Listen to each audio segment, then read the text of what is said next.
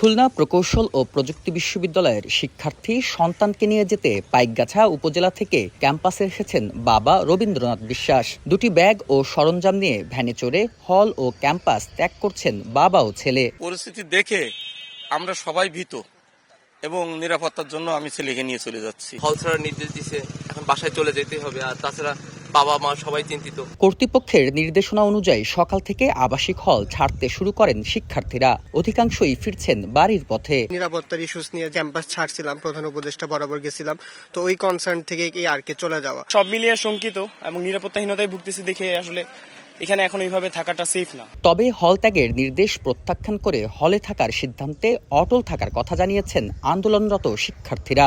এখনো হলগুলোতে অবস্থান করছেন তারা। দাবি আদায় না হওয়া পর্যন্ত ক্যাম্পাসে থাকার ঘোষণা তাদের। 6 দফার মধ্যে ষষ্ঠ দাবি হচ্ছে আমাদের ভিসি প্রভিসি প্রশাসন বডি পদত্যাগ। হল ছেড়ে যাচ্ছি না, কারণ আমরা তো হচ্ছে ভিসি প্রভিসিকে বর্জন করেছি। ভিশনের ফুলঝুরি মেগা অফারে ফ্রিজ কিনলেই পাচ্ছেন 16 পিসের আকর্ষণীয় গিফট বক্স একদম ফ্রি। এদিকে কর্তৃপক্ষ বলছে হল ছাড়ার জন্য শিক্ষার্থীদের কোনো প্রকার বল প্রয়োগ করা হবে না। নিরাপত্তার স্বার্থে তাদের হল ছাড়তে বলা হয়েছে।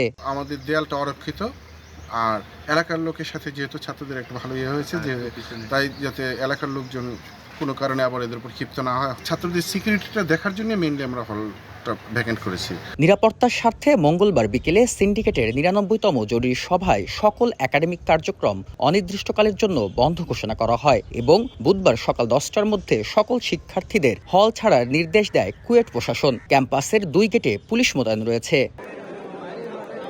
ছাত্র রাজনীতি নিষিদ্ধ করার দাবি নিয়ে বিরোধের জের ধরে গত 18 ফেব্রুয়ারি ছাত্রদলের সঙ্গে শিক্ষার্থীদের সংঘর্ষে অর্ধশতাধিক আহত হন। এরপর থেকে 6 দফা দাবিতে শিক্ষার্থীরা আন্দোলন করছেন।